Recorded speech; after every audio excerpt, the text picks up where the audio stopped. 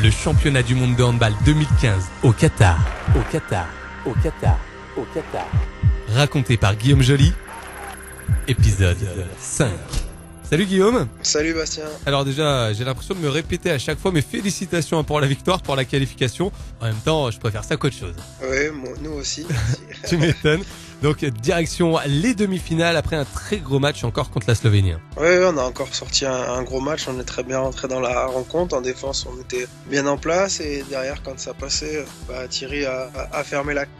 Vraiment, on est content de la prestation qu'on a pu faire hier soir. C'est vrai, une équipe de France qui monte en puissance avec une fois de plus quasi tous les joueurs qui ont apporté leur pierre à l'édifice.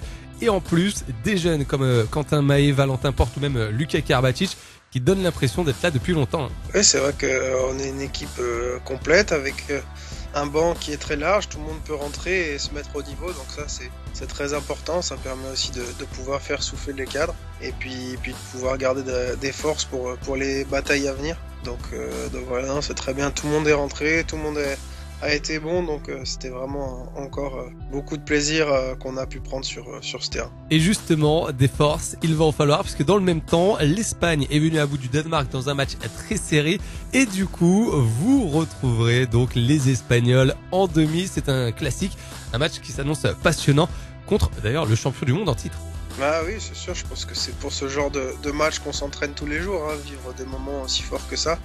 Ce sera tout simplement le champion du monde 2013 contre le champion d'Europe 2014. Donc, tout à fait. Voilà, pour dire que ça va être un gros choc avec plein de grands joueurs. Et puis voilà, un match spécial pour certains parce qu'on a des potes en face et il y en a encore qui jouent même encore en Espagne. Donc voilà, ça va être un match vraiment très tendu. Et voilà, pendant une heure, on va laisser les amitiés de côté et tout donner pour qu'on puisse atteindre la finale. Alors justement, tu le disais, il y a d'excellents joueurs dans l'équipe nationale espagnole qui jouent en plus depuis longtemps ensemble, comme Valero Rivera, Jorge Maqueda ou encore le gardien Gonzalo Pérez de Vargas. Alors est-ce que le staff a insisté sur une pièce maîtresse à maîtriser, comme par exemple Joan Canelas, pour les faire déjouer? Non, on sait qu'on les connaît, tous ces joueurs, on les a déjà affrontés par le passé, donc on sait qu'ils sont très bons collectivement, qu'ils ont aussi un groupe très élargi. Bien sûr, Canelas fait partie de ces joueurs majeurs qui peuvent faire la différence dans un match. Après, voilà, il y a plein de bons joueurs dans cette équipe, on va s'attacher à le préparer très sérieusement à la vidéo et puis à l'entraînement ce soir, il y aura encore des réglages demain matin.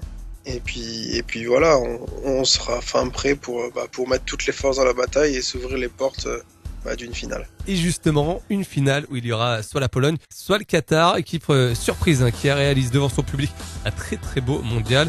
Là aussi, c'est une rencontre un peu indécise. Le Qatar fait un bon mondial, la Pologne est l'équipe surprise et qui a le vent en poupe, donc ça va être un match aussi serré. Je pense que toutes les demi-finales mondiales, de toute façon, les équipes n'arrivent pas par hasard. Les matchs sont toujours serrés, donc voilà, on verra bien. Mais nous, on regarde pas trop de l'autre côté, on est plus concentré sur faire un gros match, nous, et passer contre l'Espagne. C'est sûr, vous avez bien raison. Alors, le match aura lieu demain à 19h heure française, sera diffusé en clair, en plus, pour tous ceux qui ne sont pas abonnés BeIN. C'est une bonne chose, mais pas sur TF1, qui a décidé de programmer le match sur TMC. Alors, est-ce que ça vous fait quelque chose? Est-ce que vous auriez préféré que ça passe, par exemple, sur France Télévisions, ou vous laissez vraiment ça de côté pour rester concentré dans la compétition? Nous, on est concentré sur notre compétition. Après, voilà, on savait que TF1 avait acheté les droits et avait annoncé qu'elle diffuserait les matchs à partir des demi-finales. Donc, voilà, pour notre sport et pour l'exposition, c'est vrai que c'est toujours mieux si c'est sur TF1 parce que ça peut toucher un plus large public, même des gens qui n'ont pas l'habitude de nous voir.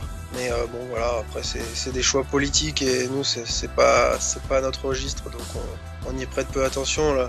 L'avantage qu'il y a, c'est que ce sera une chaise publique et qui est sur la TNT, donc ça pourra permettre à tous les gens qui ne sont pas abonnés chez BeIN de pouvoir vivre aussi cette demi-finale.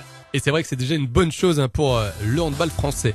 Merci en tout cas Guillaume d'avoir répondu à nos questions. On se retrouve très vite pour parler justement de la finale de ce mondial au Qatar. On espère bien évidemment avec l'équipe de France. On te souhaite bonne chance, on sera tous derrière vous.